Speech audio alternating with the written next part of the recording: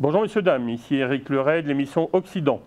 Alors aujourd'hui, nous avons le plaisir de recevoir Guy Millière qui vient de faire un périple assez époustouflant, vous allez le voir, et avec des rencontres assez sympathiques, mais c'est surtout l'occasion de parler de son dernier livre, donc Après la démocratie, l'Amérique et le monde au temps de l'administration Biden, aux éditions Ballant.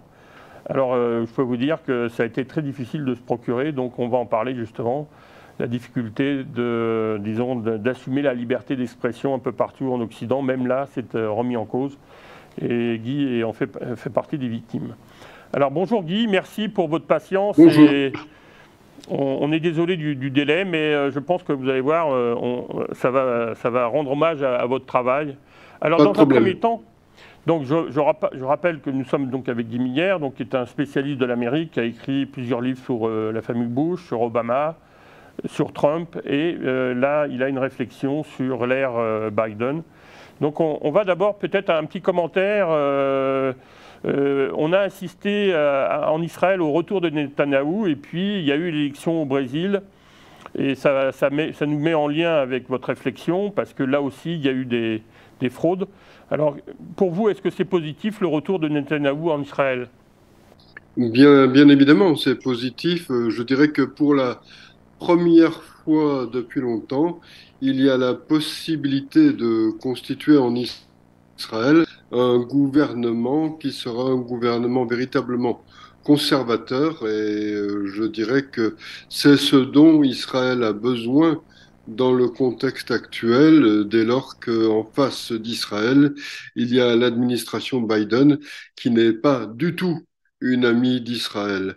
Et je dirais d'ailleurs que l'administration Biden essaye d'exercer des pressions actuellement sur Benjamin Netanyahou pour qu'il ne compose pas le gouvernement qu'il entend composer et pour qu'il exclue un certain nombre de dirigeants politiques israéliens, ce qui est une interférence inadmissible dans le processus démocratique israélien et ce qui montre ce qu'est l'administration Biden. L'administration Biden est tout à la fois pro-palestinienne, entre guillemets, c'est-à-dire remplie de mansuétude vis-à-vis du terrorisme anti-israélien, et elle est d'autre part très très proche de l'Iran parce qu'elle a une attitude d'apaisement vis-à-vis du régime des Mollahs avec lequel elle espère toujours pouvoir signer un jour ou l'autre un accord.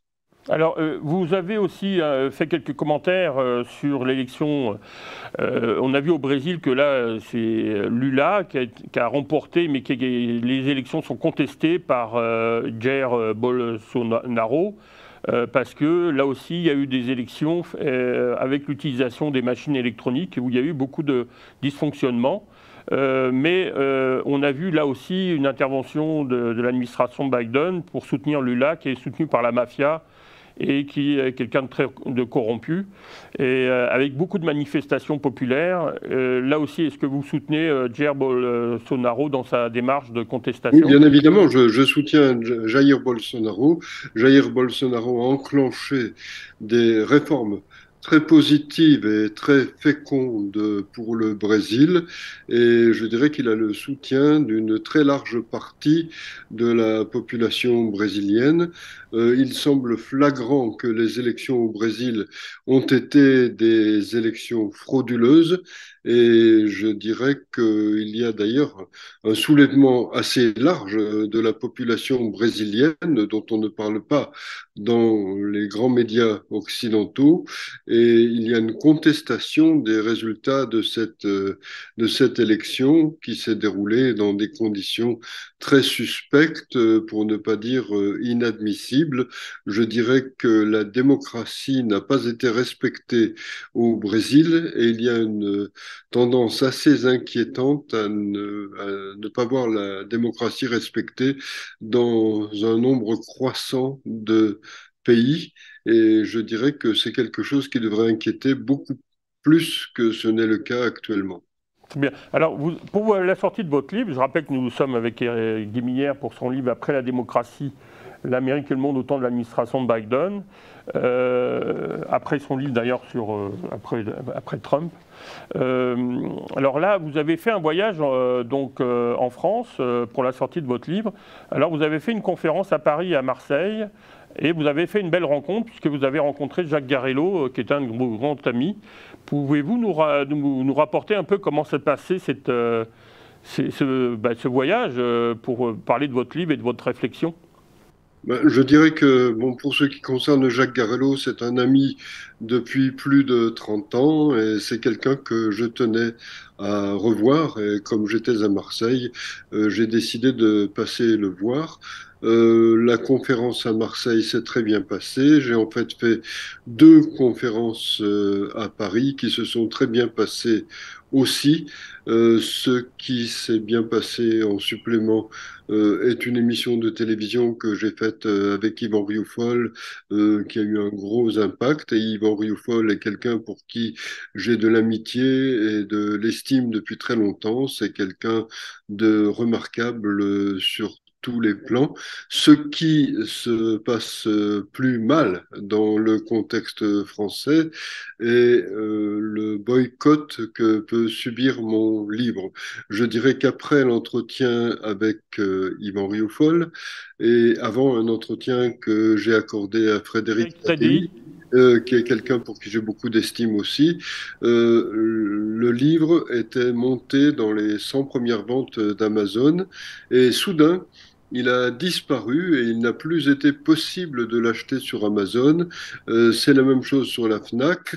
Mon éditeur a approvisionné en exemplaires du livre la Fnac et Amazon et malgré tout, au jour où je parle en ce moment, le livre n'est toujours pas susceptible d'être acheté sur les sites d'Amazon et de la Fnac. Je dirais que c'est une pratique inadmissible et je pense qu'il y a une volonté très claire de nuire à la diffusion du livre et je dirais qu'il importe de voir que la censure dans le monde occidental, en France en particulier, peut s'exercer de différentes façons et je dirais que ne pas mettre un livre à la disposition des lecteurs est une manière d'exercer une censure et je dirais que je pense que c'est cela qui se passe et cela peut avoir des conséquences pour l'éditeur parce que Amazon en particulier a commandé beaucoup d'exemplaires du livre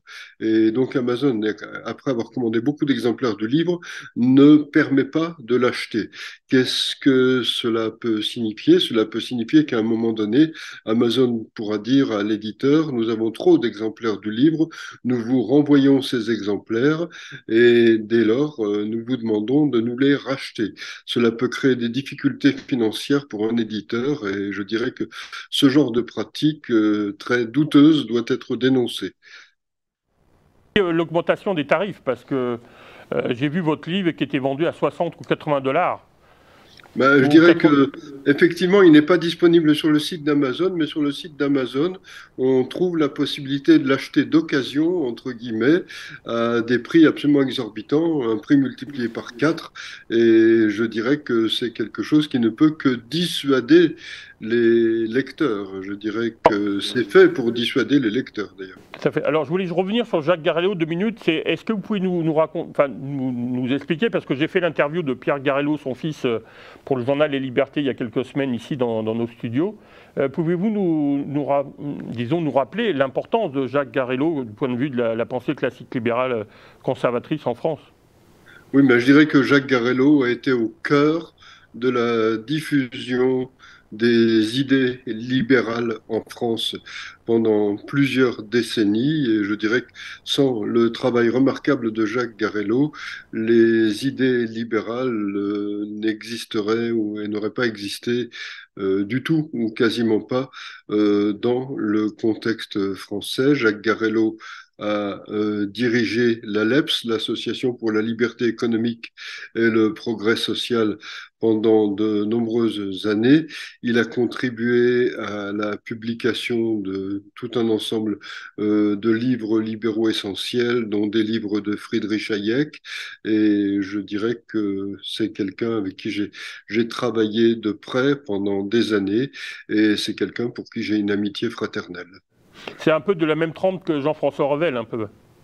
Oui, sauf que Jacques Garello a écrit beaucoup moins, mais il a été un acteur essentiel, même quand il n'a pas écrit beaucoup sur ces sujets.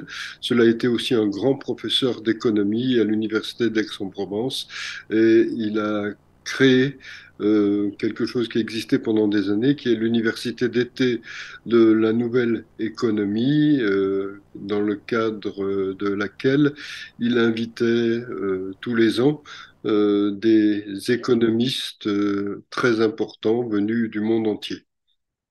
Suite à ce séjour en France, vous êtes revenu aux États-Unis et puis là, vous avez une belle surprise, en tout cas vous y attendiez, mais parce que vous avez déjà, dans un premier temps, rencontré Steve Bannon, donc le conseiller du président des États-Unis du 20 janvier au 18 août 2017. Alors, racontez-nous cette rencontre. C'est intéressant parce que c'est la première d'une rencontre qui va aboutir à une autre belle rencontre, mais on Mais garde un peu quelques minutes le suspense. oui, je dirais que c'est pas d'une importance extrême sur le plan des idées. Je peux simplement dire que Steve Bannon est un combattant de la liberté, qu'il le fait avec courage et détermination, que c'est un soutien déterminé de Donald Trump, et que c'est quelqu'un de très lucide sur ce qui est en train de se passer, à savoir la tentative de destruction des États-Unis tels qu'ils ont été depuis plus de 2 siècles, et leur transformation en une société qui serait de type socialiste à l'européenne, et une société dans laquelle la démocratie serait confisquée. Et je dirais que parce qu'il prend ces positions courageuse, parce qu'il se bat, Steve Bannon est sans cesse menacé par l'administration Biden, qui fait son possible pour tenter de l'envoyer en prison. Un pays où on envoie en prison des gens parce qu'ils mènent un combat des idées est un pays dans lequel la démocratie est très, très menacée. Et je dirais qu'aux États-Unis aujourd'hui, hélas, la démocratie est très, très menacée. Les institutions américaines sont menacées. La République américaine est en danger. Alors, juste 2 minutes quand même sur le personnage, parce que c'est quand même un gars important. Bon, il est directeur de Breitbart News, qu'il avait quitté lorsqu'il était conseiller, puis il est revenu après son départ. Je voulais juste une explication, parce que bon, Steve Bannon a été nommé directeur exécutif de la campagne présidentielle de Donald Trump, et après la victoire de celui-ci, il est choisi au poste nouvellement créé de conseiller stratégique du président des États-Unis. Alors, pouvez-vous nous revenir sur son départ et les raisons? Parce qu'il fait une déclaration, quand on recherche un peu, il dit qu'il aurait déposé lui-même sa démission, parce qu'il comptait seulement rester une année, dès le 4 août, et même il a une phrase assez claire: «Je quitte la Maison-Blanche et je pars au combat pour Trump et contre ses opposants au Capitole, dans les médias et dans le monde des affaires». Donc c'est quelqu'un qui est parti quand même, semble-t-il, avec un bon état d'esprit vis-à-vis de Trump. Alors, comment expliquer son Totalement, départ? totalement. Son départ. Bah, je dirais que il est parti pour retrouver de la liberté, et puis il est parti dans un contexte où des gens cherchaient à lui nuire en disant qu'il avait fait rentrer à la Maison Blanche des gens qui ont écrit des livres douteux comme Michael Wolff, mais c'était une cabale très largement infondée, et je dirais qu'il est surtout parti pour retrouver sa liberté et pour faire d'autres choses. Il fait un podcast qui est très très suivi aux États-Unis, qui s'appelle The War Room, et je dirais qu'il n'aurait sans doute pas pu faire ce podcast s'il était resté à la Maison Blanche, mais cela reste un fidèle de Donald Trump, et cela reste un soutien essentiel de Donald Trump, et cela reste un combattant extrêmement important pour que les États-Unis restent les États-Unis. Alors, vous avez fait une belle rencontre aussi, parce que là, on est toujours dans les médias, mais d'une autre façon. Vous avez rencontré Christopher Rudy, qui vous lit, qui est passionné et qui est un fan de vos écrits. Alors, je rappelle que vous êtes dans différents think tanks et que vous avez été président de l'Institut Turgot à Paris. Donc, ça fait longtemps que vous avez l'habitude de collaborer avec ce genre de think tank, en français et en anglais. Et là, donc, vous êtes tombé sur Christopher Rudy. Alors, il semble qu'une une relation se développe, mais c'est un proche de Donald Trump. Donc, il est responsable du newsmax.com. Donc c'est disons qu'il a remplacé un peu tous les médias conservateurs qui ont tous lâché Trump à un moment donné. Alors, parlez-nous un peu de ce personnage, parce que c'est un journaliste qui, en 98, a lancé ce média, mais qui maintenant est un leader. Il est Oui, parmi les 100. Christopher Ruddy est un homme remarquable. Je dirais que c'est un self-made man à l'américaine. C'est quelqu'un qui défend les États-Unis, qui défend les idées conservatrices, et il a effectivement fondé un magazine qui est devenu maintenant le principal magazine d'idées conservatrices aux États-Unis, un magazine qui s'appelle Newsmax, et il a fondé aussi, et c'est plus important encore, une chaîne de télévision qui est maintenant la quatrième chaîne d'information continue sur le câble, qui est Newsmax Télévision.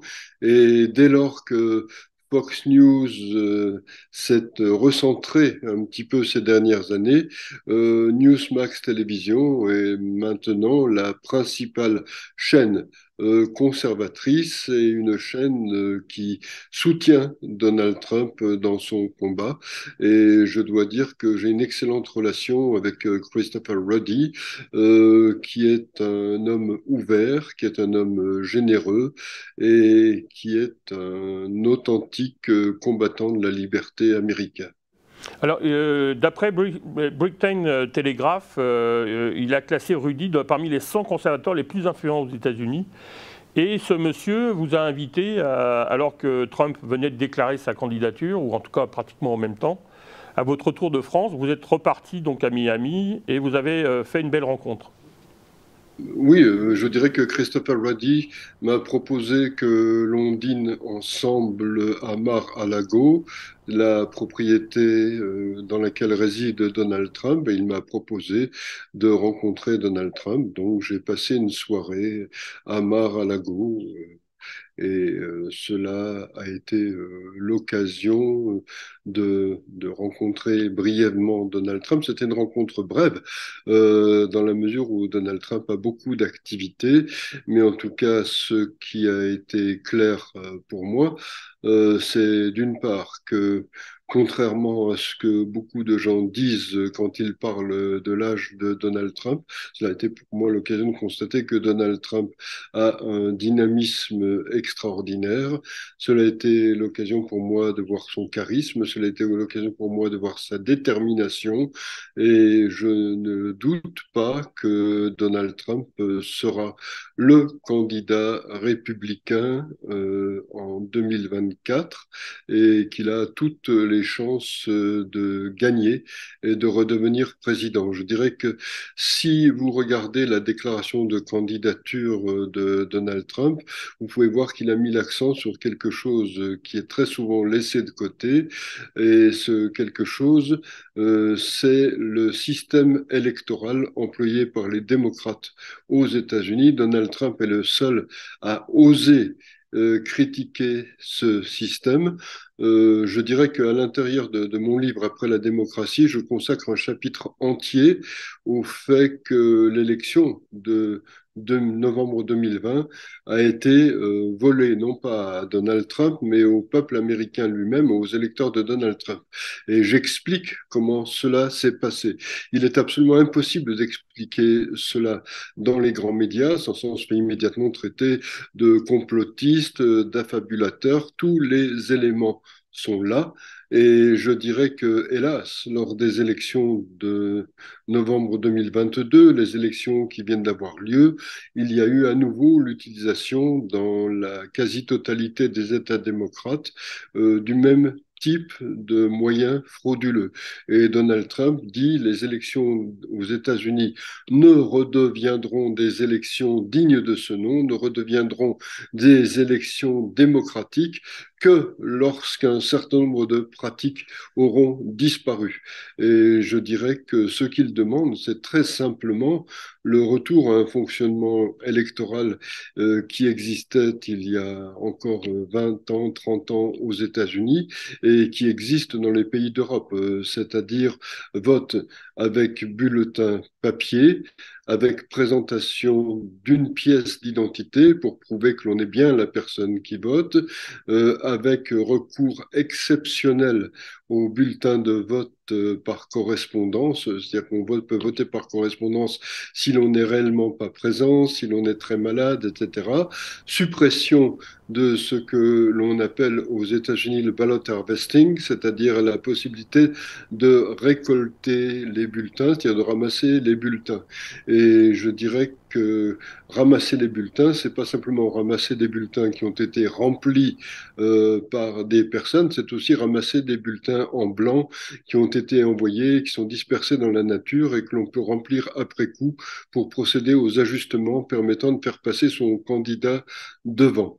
Donc je dirais que tout ce que demande Donald Trump me paraît absolument légitime et je dirais que si les démocrates n'avaient vraiment rien à se reprocher, ils diraient oui, bien sûr, on revient à tout cela. On va demander une pièce d'identité aux gens avant qu'ils aillent voter, on va utiliser des bulletins papier, on va renoncer au ballot harvesting, etc. Or, les démocrates ne veulent absolument pas cela.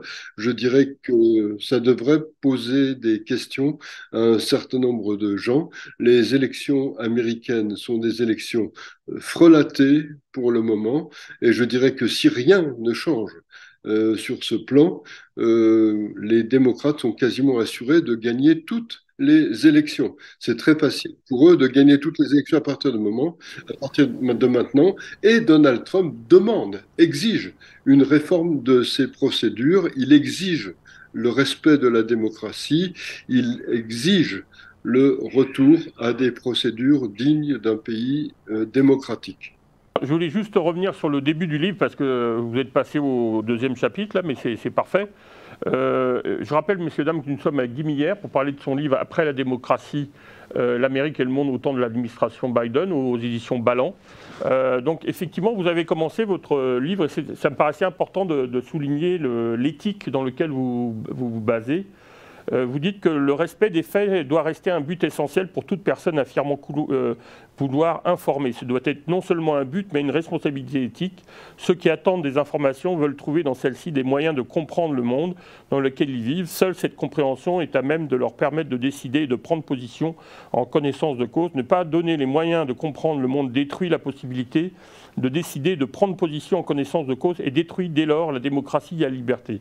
Alors, vous inscrivez dans cette éthique, et ça me paraît important parce qu'on l'a vu avec Twitter, avec la crise des médias sociaux en ce moment, on voit bien que l'information est un enjeu majeur et que ça a été un des éléments phares en 2016 et pendant, disons, le pouvoir, pendant que Trump était au pouvoir, d'un combat contre lui et contre les valeurs conservatrices. Hein.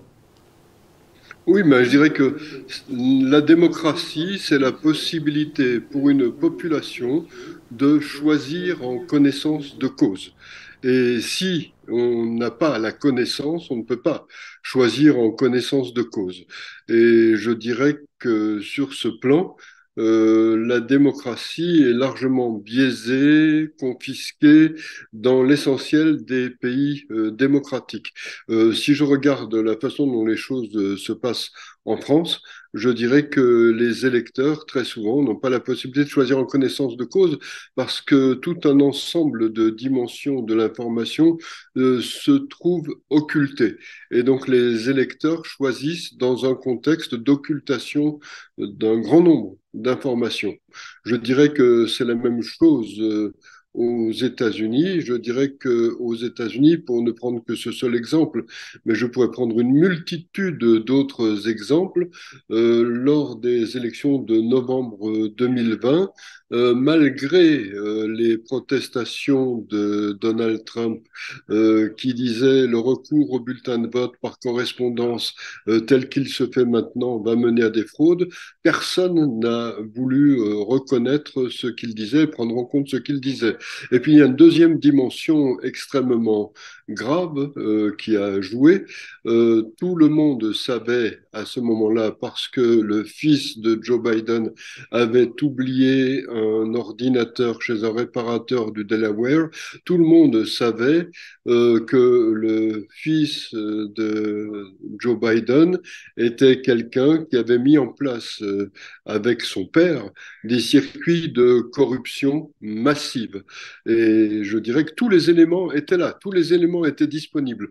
Tous les grands médias ont occulté le contenu de l'ordinateur de Hunter Biden parce que tous les grands médias voulaient que la corruption de Joe Biden reste totalement dissimulée. Et donc un très grand nombre d'électeurs, indépendamment des fraudes qui sont survenues, ont voté sans savoir que Joe Biden était quelqu'un de profondément corrompu. Et donc les États-Unis ont aujourd'hui un président qui a des liens de corruption avec différents pays, et en particulier avec la Chine, qui est toujours un pays communiste et qui est le principal ennemi des États-Unis. Je dirais que la Chinois. responsabilité des médias sur ce plan est extrêmement grave. Mais est-ce qu'on n'appelle pas, mais il y a même un surnom, c'est pas Biden le chinois? Euh, non, on a collé son nom à la ville de Shanghai à une époque, effectivement, et à cette époque-là, c'était très répandu. Mais je dirais que beaucoup de gens du côté de la gauche américaine pouvaient dire c'est de la diffamation. Ils pouvaient d'autant plus facilement dire que c'était de la diffamation dès lors que la possibilité de montrer les preuves n'existait pas, dès lors qu'ils cachaient les preuves de la corruption de Joe Biden. Le fait que les républicains, et même c'est une majorité très mince, et la majorité à la Chambre des représentants, fait qu'une commission d'enquête va se mettre en place au Congrès qui va mettre au jour tous ces éléments. Et je dirais que ce qui va se passer au cours des mois à venir aux États-Unis va être extrêmement intéressant à observer. Je pense que les grands médias feront tout pour cacher ce que la commission d'enquête qui se met en place va mettre au jour, mais néanmoins, des choses vont être mises au jour. Et je dirais que ce n'est pas des accusations que l'on porte à la légère. Il y a effectivement des liens de corruption qui existent entre Joe Biden et des puissances étrangères, dont la puissance qui est la principale ennemie des États-Unis aujourd'hui. Et Oui. c'est extrêmement grave. Je regrette, si on est attaché à la démocratie, si on est attaché à la connaissance, si on est attaché à la vérité, ce genre de choses doit pouvoir être mis au jour. Alors justement, je rebondis sur vos propos parce que vous dites que c'est une longue marche. Vous introduisez votre livre. Je rappelle que nous sommes avec Guy Minière pour parler de Après la démocratie, l'Amérique et le monde au temps de l'administration de Biden. De la longue marche, on a vu que même les élections actuellement, le Sénat n'est pas passé aux mains des Républicains. Donc la longue marche, effectivement, et puis avec des dysfonctionnements qu'on dénonce au Brésil ou en France. On a reçu le délégué général de Reconquête qui a porté plainte auprès du Conseil constitutionnel. Mais on voit bien qu'aux États-Unis, là, ça a été, vous en avez parlé bien sûr, le vote par correspondance, ça fait l'objet d'une prise de pouvoir non démocratique aux États-Unis. Et ça, les médias non plus n'en parlent pas. Non, pas du tout, pas du tout. Au contraire, je dirais que les grands médias américains, depuis novembre 2020, disent que tous ceux qui parlent des fraudes propagent le grand mensonge, the big lie. Et cette expression est reprise très, très docilement par les grands médias européens, dont les médias français. Et je dirais que je pense que si mon livre subit un boycott, c'est dans la mesure où je donne tous les éléments précis, documentés, qui montrent ce qu'a été l'élection de novembre 2020. Donc j'enfreins une sorte de tabou, mais je le fais au nom de la vérité, au nom de la connaissance. Et si je reprends une expression qui avait été utilisée par mon regretté ami Jean-François Revel, j'entends que la connaissance ne soit pas inutile, j'entends que la connaissance soit utile et permette aux gens qui me lisent d'ouvrir les yeux et d'être plus lucides sur la réalité dans laquelle ils vivent. Alors justement, ça a une conséquence quand même catastrophique. Dans un premier temps, c'est la destruction des États-Unis d'Amérique et du peuple américain. Mais vous dites que derrière ça, il y a aussi l'ombre sur la liberté dans le monde. On l'a vu effectivement dans différents. On voit ce qui se passe en Iran, le fait que la Russie attaque l'Ukraine, que la Chine devienne de plus en plus imposant avec son système dictatorial. La destruction des États-Unis d'Amérique et du peuple américain, c'est aussi la destruction de la liberté dans le monde. Exactement, je dirais que de facto, les États-Unis sont la première puissance politique, géopolitique, culturelle, économique et militaire du monde. Et si les États-Unis s'amoindrissent, si les États-Unis s'affaiblissent, inéluctablement, la liberté dans le monde recule. Et d'ailleurs, il suffit de regarder le contraste entre les années Trump et les années Biden depuis 2 ans. À l'époque où Donald Trump était président, vous n'aviez plus du tout d'attentats terroristes, sinon des attentats épiphénoménaux dans quelques endroits de la planète. Les principales puissances ennemies du monde occidental et du monde démocratique étaient endiguées, à savoir la Russie, la Chine, la Corée du Nord, qui a un rôle secondaire mais qui existe quand même, et l'Iran des Mollahs. Et je dirais que depuis que Donald Trump n'est plus à la Maison-Blanche, et depuis que vous avez Biden, le monde va de catastrophe en catastrophe. Je dirais que la façon dont les États-Unis ont quitté l'Afghanistan dans un contexte de débâcle va avoir de très lourdes conséquences. On a tendance à sous-estimer ces conséquences, mais l'Afghanistan est en train de redevenir une base arrière du terrorisme islamique, ce qu'il n'était plus. L'Iran reprend du pouvoir et a pu recommencer à financer différentes organisations terroristes islamiques. Et on a tendance à laisser cela de côté, mais l'Iran est le principal financier du terrorisme islamique sur la planète aujourd'hui. Que ce terrorisme soit le terrorisme chiite exercé par des organisations comme le Hezbollah, par exemple, ou que ce soit le terrorisme sunnite, on ne le dit pas. J'ai écrit des articles en anglais sur le sujet, mais la principale base d'Al-Qaïda dans le monde, elle est en Iran aujourd'hui. Le clivage n'est pas entre sunnites et chiites, le clivage est entre pays musulmans du statu quo et pays musulmans radicaux qui veulent mener le djihad à l'échelle planétaire. Et l'Iran est un pays qui entend disséminer le djihad à l'échelle planétaire.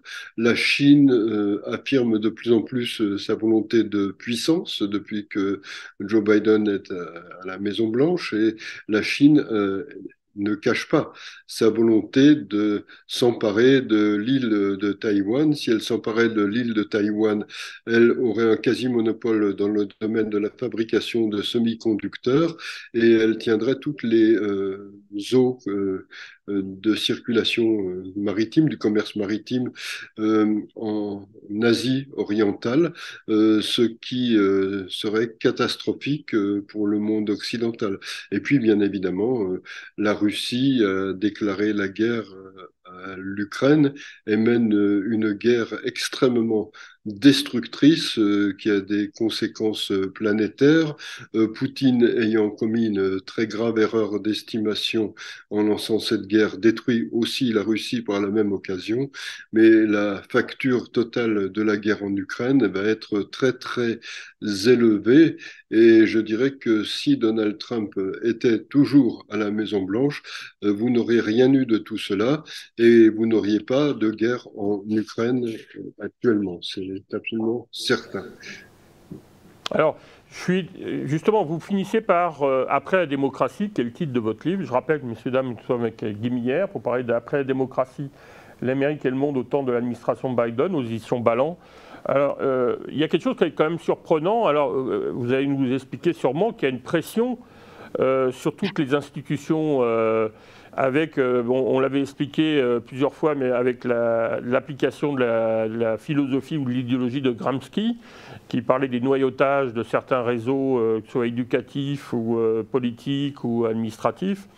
On voit bien que depuis 30 ou 40 ans, il y a une mainmise de l'extrême gauche et qu'il y a eu donc une transformation de la démocratie américaine et que justement, ce qui est en péril, c'est la démocratie américaine.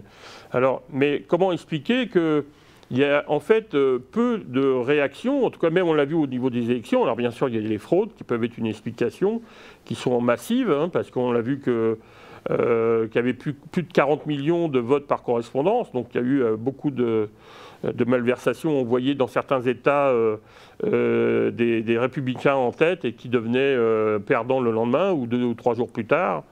Mais comment expliquer qu'il y a peu de manifestations? On a vu ça, les Tea Party, il y a quelques années.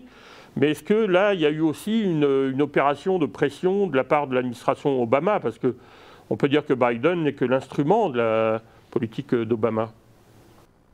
Oui, tout à fait. Biden s'inscrit dans la stricte continuité de ce qu'était l'administration Obama. On dit beaucoup aux États-Unis que l'administration Biden, c'est le troisième mandat de Barack Obama. Et je dirais que c'est ce que j'explique dans le premier chapitre de mon livre. Il y a effectivement eu une volonté d'infiltration de tous les appareils politiques, culturels, médiatiques, éducatifs américains par une gauche venue du communisme aux fins de transformer radicalement la société américaine. C'est quelque chose qui se passe aussi dans des sociétés européennes. Je dirais que Antonio Gramsci, qui était un communiste italien des années 1930, a compris qu'il n'était pas possible de prendre le pouvoir dans les sociétés occidentales comme Lénine l'avait fait en Russie, en transformant la Russie en Union soviétique. Et à partir de là, il a dit, si nous voulons prendre le pouvoir, il faut que nous procédions par infiltration et par un travail de sape sur la base de l'infiltration. Cela s'est fait dans beaucoup de pays européens. Je dirais que ce qu'on appelle la pensée unique dans beaucoup de pays européens, c'est la pensée qui résulte de ce travail. Et je dirais qu'aux États-Unis, vous avez eu depuis l'année 1960 une offensive de ce type et vous avez avec opiniâtreté, un travail qui a été mené par des gens qui ont infiltré l'éducation. L'éducation était un secteur essentiel parce que par ruissellement, l'éducation a des conséquences sur tous les aspects de la société. Tout le monde passe par le système éducatif, tout le monde passe par le système universitaire, en tout cas tous ceux qui travaillent dans le droit, dans l'économie, dans les médias, dans la culture, etc. Et je dirais qu'on est face aux résultats de ce travail. Je dirais que la dernière étape a été de s'emparer d'un appareil politique et je dirais que ce qu'on ne voit pas dans le contexte européen, c'est que le Parti démocrate aujourd'hui aux États-Unis n'est plus le Parti démocrate de l'époque de John Kennedy, ce n'est plus le Parti démocrate de l'époque de Bill Clinton même, c'est un parti démocrate qui a été complètement investi, pris en main par l'extrême gauche. Et je dirais que la victoire de Barack Obama aux élections présidentielles en 2008 a été une victoire essentielle pour cette transformation du Parti démocrate. Barack Obama a transformé le Parti démocrate en un parti d'extrême gauche et aujourd'hui c'est un parti d'extrême gauche. Qu'est-ce qui distingue un parti d'extrême gauche d'un parti de gauche modéré? Un parti de gauche modéré défend des idées de gauche, mais le fait en respectant les éléments de fonctionnement de la démocratie. En général, un parti d'extrême gauche est un parti qui n'a que faire de la démocratie. C'est un parti sans scrupules pour lequel il importe de prendre le pouvoir et de l'exercer par tous les moyens, en éliminant ses adversaires par tous les moyens aussi. Et je dirais que nous sommes dans ce cadre aujourd'hui aux États-Unis. Ça expliquerait donc pourquoi la Cour suprême, le vice-président, Spence, enfin beaucoup d'institutions n'ont jamais pu réagir aux plaintes lors des élections Oui, et bien sûr, bien sûr. ils ont subi des pressions. Bien sûr, il y a des pressions. Je dirais que les méthodes qui peuvent être employées peuvent être des méthodes de type mafieux. C'est-à-dire que des juges, on peut se trouver menacés dans leur vie, leurs enfants ont pu être menacés, etc. Et c'est quelque chose d'extrêmement délétère, d'extrêmement dangereux. Et je dirais que cela se poursuit actuellement. Je dirais que si les journalistes faisaient leur travail d'une manière scrupuleuse, ils verraient que le FBI a été transformé en une police politique au service de l'administration Biden. Il y a des gens qui ont été arrêtés comme s'ils étaient des criminels extrêmement dangereux, alors qu'ils n'avaient fait que révéler un certain nombre de faits. C'était par exemple le cas de Peter Navarro, qui était l'un des conseillers économiques de Donald Trump et qui a écrit des résultats d'enquête sur toutes les fraudes qui ont eu lieu en novembre 2020. Parce qu'il ne s'est pas rétracté, à un moment donné, il a été arrêté dans l'aéroport de Washington par une dizaine d'agents du FBI, mitraillette à la main, et on lui a mis des fers aux pieds comme si c'était vraiment je sais pas, un grand trafiquant de drogue international qu'il importait de jeter au cachot. Ce genre de pratique n'a pas de précédent aux États-Unis et cela montre qu'il y a quelque chose de très délétère qui est en œuvre actuellement aux États-Unis. On revient aussi sur les différentes manipulations du parti démocrate. Vous revenez aussi dans votre livre sur, par exemple, le Parti démocrate, enfin Madame Clinton, qui a inventé un dossier criminel pour utiliser les services d'un ancien espion du MI6 pour expliquer qu'il y avait des liens avec la Russie et Trump, ce qui était faux.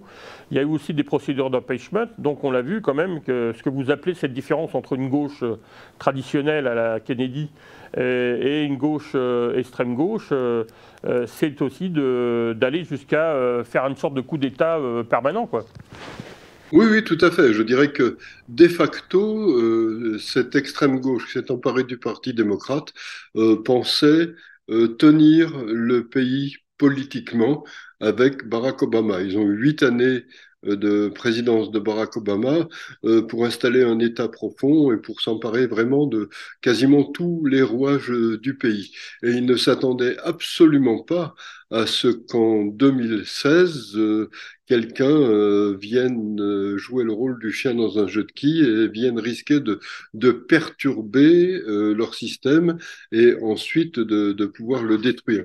Ce chien dans un jeu de quilles, ça a été Donald Trump.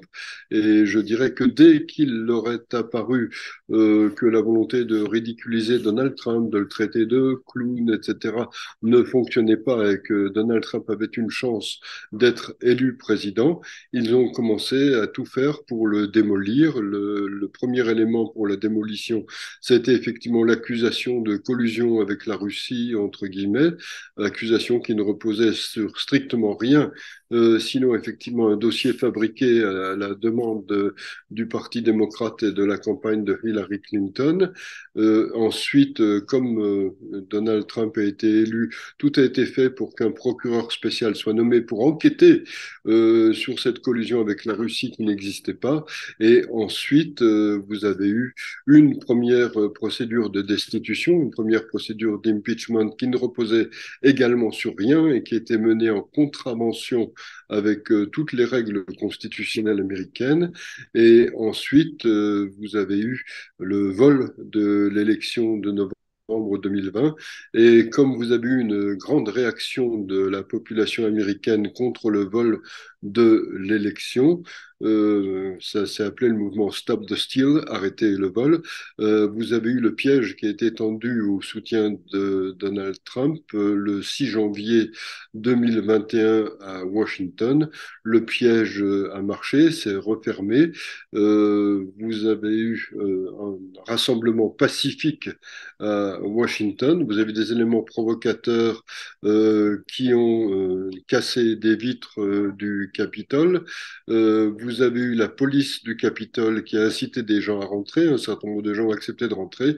Et après, on a traité ces gens de terroristes intérieurs et on a lancé une grande vague d'arrestations et de terreur contre tous les soutiens de Donald Trump que l'on a traités de terroristes intérieurs. Et un certain nombre d'entre eux ont été jetés au cachot, un certain nombre se sont suicidés et on a mis en place une deuxième procédure de destitution contre Donald Trump qui a encore été plus grotesque et plus ubuesque que la première parce que elle s'est déroulée essentiellement alors que Donald Trump avait quitté la présidence.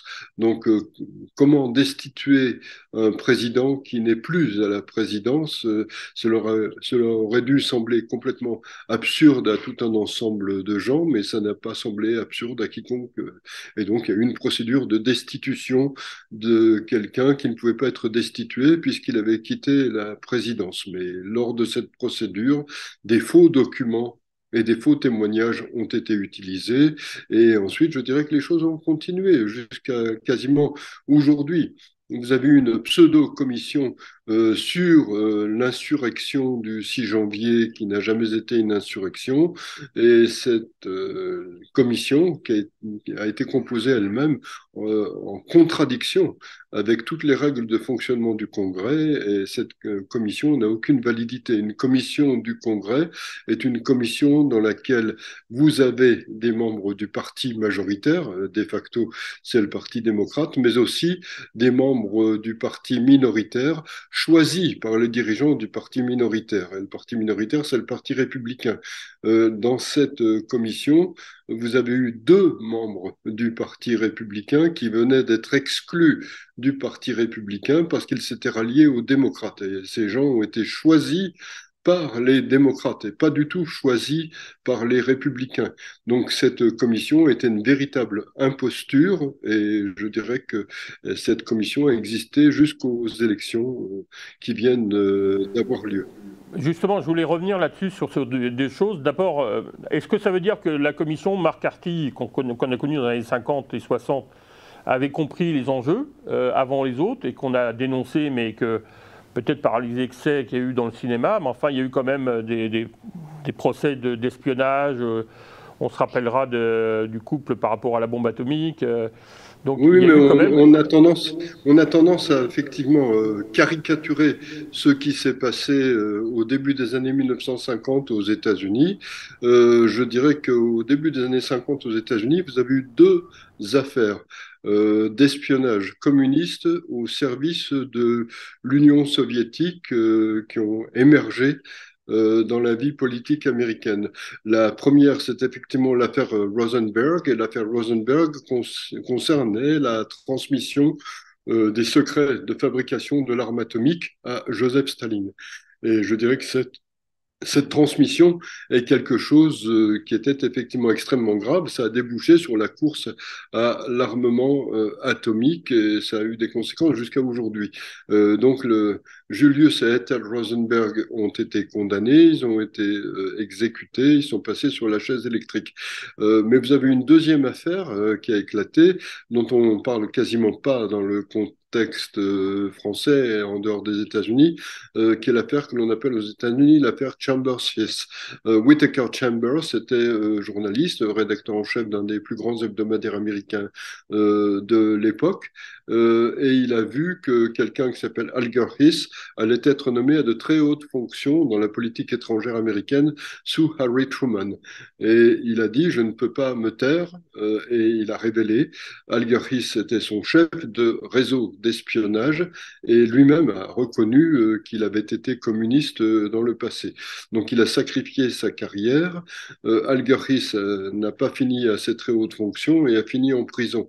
Et donc sur cette base, je dirais qu'aux États-Unis, on en a déduit qu'il y avait des réseaux d'espionnage extrêmement importants mis en place par l'Union soviétique et il s'est agi de mettre au jour ces réseaux d'espionnage.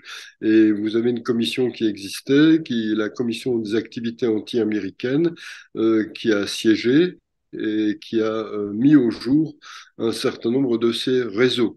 Et je dirais que de facto, les communistes ont eu très mauvaise réputation à partir de ce moment-là aux États-Unis. Personne n'a été mis en prison parce qu'il était communiste. Le Parti communiste n'a pas été interdit, mais simplement, effectivement, vous avez des gens qui n'ont plus pu exercer des professions. C'était le cas dans le cinéma, c'était le cas dans d'autres secteurs. Ainsi, par exemple, des parents qui savaient que les enseignants de leurs enfants étaient communistes ont dit ou bien vous gardez pas ces enseignants, ou bien nous retirons nos enfants de cette école. Nous ne voulons pas avoir de professeurs communistes dans nos écoles. Donc le Parti communiste a été marginalisé aux États-Unis jusqu'en 1960. Et c'est sur cette base, à partir de 1960, que s'est mis en place ce qu'un essayiste américain, dont j'ai repris l'expression, a appelé la longue marche. Et la longue marche, c'est le processus d'infiltration de type gramscien conçu par Antonio Gramsci. Et je dirais Mhm. que ce qui s'est mis en place à partir de là a été mis en place par des gens qui venaient du mouvement communiste, mais qui simplement ne se sont pas dit communistes. Ils se sont dit anti-communistes. C'est Ok. la façon qu'ils se sont définis à l'époque. Et donc, vous n'avez pas de communistes officiellement, ou très marginalement aux États-Unis, mais vous avez des anti-communistes qui sont en fait des communistes déguisés. Alors oui, pour conclure, malheureusement, vous semblez dire que les rhinos, enfin il y a une frange du Parti républicain qui est quand même anti-Trump et qui a tout fait pour que Trump ne gagne pas ces élections aussi. Donc il y a une partie de responsabilité qui n'est pas seulement liée, donc on va dire aux médias, donc à la théorie de Gramsci, mais aussi, alors à moins que le Parti républicain ne soit plus un Parti républicain qu'il était gagné par ses idées, disons, d'intervention étatiste, on va dire, hein. Mais il y a une part de responsabilité aussi dans cette frange républicaine qui veut absolument participer ou être allié des démocrates pour permettre à ce que Trump ne soit pas élu, quoi. Non, non, ils ne veulent pas écraser les démocrates, ils sont quasiment alliés des démocrates. Je dirais que quand Trump s'est présenté, il a pris le parti républicain quasiment à l'abordage par effraction, mais il y a toujours au sein du parti républicain aujourd'hui un establishment républicain qui est prêt à accepter que les démocrates exercent le pouvoir et à ce qu'ils soient en gros une opposition qu'on acceptera comme opposition et qui laissera les démocrates tranquilles dans toutes leurs activités. Et je dirais que ces républicains, l'establishment républicain, est en guerre contre Donald Trump depuis que Donald Trump a pris le parti à l'abordage et depuis que Donald Trump s'est présenté, a été élu président. Ils ont été opposants à Donald Trump pendant toute sa présidence et je dirais qu'ils n'ont pas renoncé à reprendre l'intégralité du pouvoir au sein du Parti républicain. Et je dirais que comme ils gardent un certain nombre de leviers de commande au sein du Parti républicain, et en particulier les leviers qui permettent au sein du Parti républicain de financer des candidats, ils ont joué un rôle très important en s'abordant des candidats soutenus par Trump. Leur but était de dire, regardez, nous n'avons pas vraiment gagné les élections de mi-mandat de novembre 2022.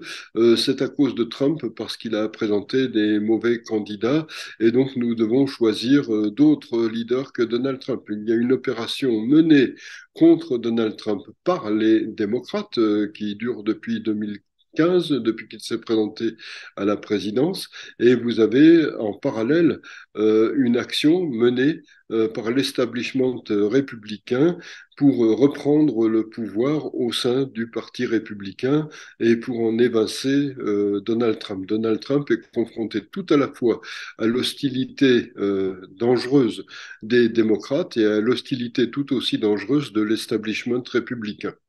Alors, vous finissez votre livre, malheureusement, je vais inviter, je rappelle, messieurs, dames, que nous sommes à Guy Millière pour Après la démocratie, l'Amérique et le monde au temps de l'administration de Biden, donc avec audition Ballant.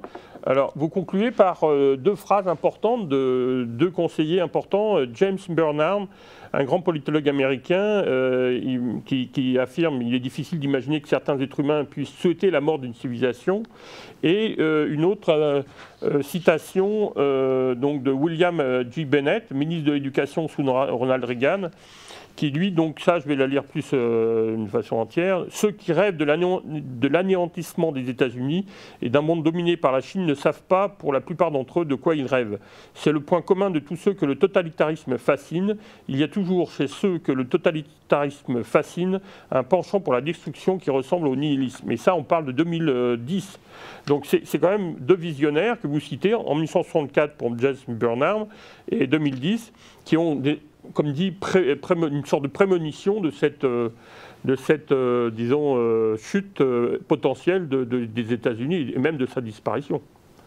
Oui, oui, mais tout à fait, tout à fait. Je dirais que les gens qui ont contribué à la longue marche, les communistes qui ne se sont plus appelés communistes, ont pour but l'anéantissement de la civilisation occidentale telle qu'elle a été, l'anéantissement de la liberté, l'anéantissement de la démocratie. Et au sein des États-Unis, ils visent les mêmes choses.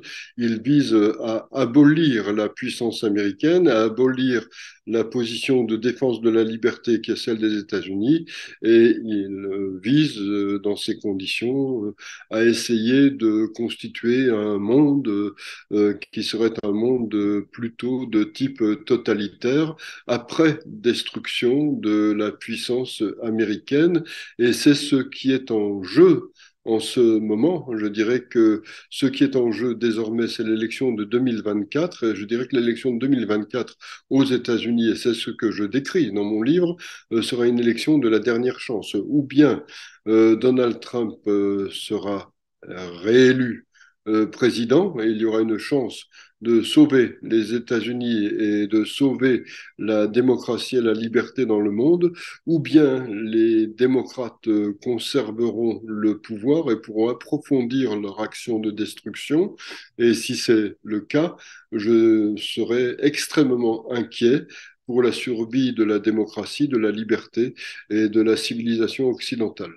Merci beaucoup, Guy Millière. Je vous remercie pour votre analyse. J'espère que nous pourrons apprendre de vous, de votre réflexion, pour prévoir justement de ne pas voir notre civilisation occidentale disparaître. C'est pour ça que d'ailleurs mon émission s'appelle Occident, pour défendre cette civilisation, mais aussi pour en parler et montrer cette diversité, cette richesse et cette rupture avec l'histoire naturelle de l'être humain qui n'était pas forcément spontanément vers la démocratie. Donc les États-Unis ont été, et vous le soulignez d'ailleurs, l'article 1 de la Constitution sur la liberté de parole, l'article 2 aussi sur le droit de porter des armes.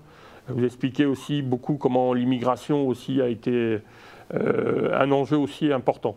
Alors j'invite les gens à se fournir le livre, s'ils arrivent à se le faire, mais Guy Millière, Après la démocratie, l'Amérique et le monde au temps de l'administration Biden, aux éditions Ballant. Merci beaucoup Guy Millière, merci messieurs, dames, à une prochaine émission.